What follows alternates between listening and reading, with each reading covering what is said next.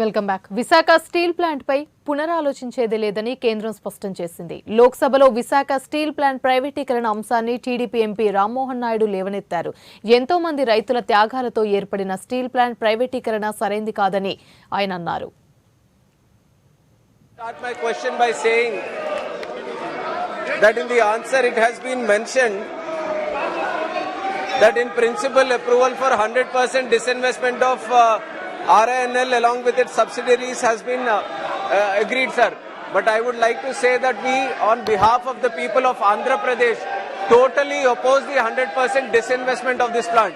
The central government also needs to understand that 16,500 farmers donated to the tune of 22,000 acres for establishment of this plant, sir.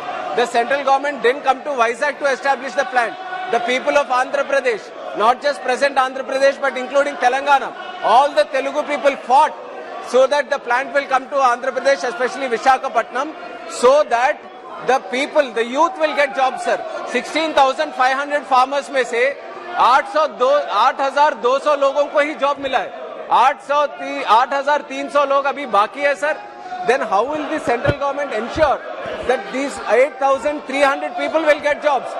Even the new notifications are not releasing right now because of the disinvestment, and also no promotions are being given. So what is the central government, how will the central government ensure that the people who have donated land are going to get jobs in the future, sir? So this is not.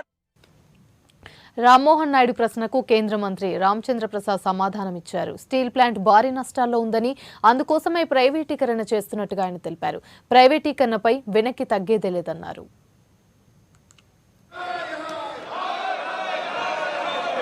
माननीय अध्यक्ष महोदय, ये सरकार का जो निर्णय है ये बहुत ही उचित निर्णय है, और जैसा बता रहे थे वो कि 16,000 से अधिक जो किसान हैं उनकी जमीन ली गई थी और उसमें सहमति बनी थी कि 5,000 लोगों को नौकरी दी जाएगी, और आज की तारीख में जैसा वो खुद बता रहे हैं 8,000 से ज्यादा लोग जो डिस्प्लेस्ड हुए हैं उनको नौकरी दी जा चुकी है.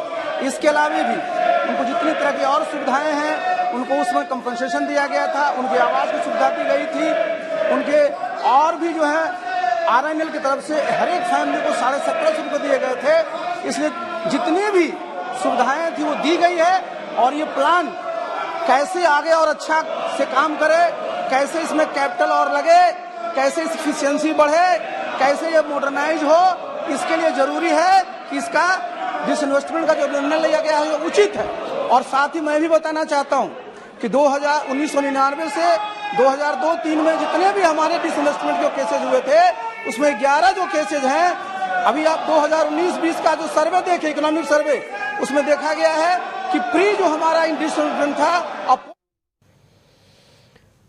స్టీల్ ప్లాంట్ పై కేంద్రం పునరాలోచించాలని వైసీపీ ఎంపీ భరత్ కోరారు. నష్టాల్లో ఉందనే నెపంతో ఎంతో మందికి ఆసరాగా ఉన్న విశాఖ స్టీల్ ప్లాంట్ ను ప్రైవేటీకరించడం సరికాదన్నారు. We got the loss around 7,000 and odd crores, sir. Sir, why the company has became loss making, sir? Just because you didn't allotted captive mines to the Visakhapatnam steel plant RINL, sir. And at the same time, the RINL has a debt of around 20,000 and odd crores, sir, with an highest interest rate of 14%, sir. Sir, how can any company will survive with a 14% of interest rate, sir?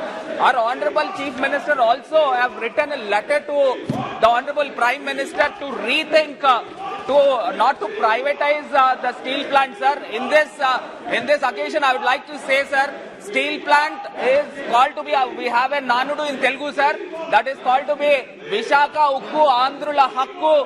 ఎట్టి పరిస్థితుల్లో కూడా ఆంధ్ర రాష్ట్ర ప్రజలు privatisation ఒప్పుకోరు, sir. 32 మంది ప్రాణ త్యాగాలతో ఏర్పడిన ఈ యొక్క విశాఖ ఉక్కు, సార్, ఆల్మోస్ట్ స్వచ్ఛందంగా 1000 ఎకరాలు ప్రజలు ఇచ్చారు, సార్. మీది ఆత్మాభిమానంతో ఉన్న ఆంధ్రప్రదేశ్ ప్రజల్ని కాపాడాల్సిందిగా మినిస్టర్ గారు, అదే విధంగా గౌరవ ప్రధానమంత్రి గారు ఒకసారి రీచింగ్ చేసి దీన్ని క్యాపిటల్ మైన్స్ ఇవ్వాల్సిందిగా కోరుకుంటున్నాం, సార్. माननीय अध्यक्ष महोदय, ये प्लांट लॉस में गया. इसका minister is saying we got the loss around 7,000 and odd crores, sir. Sir, why the company has became loss making?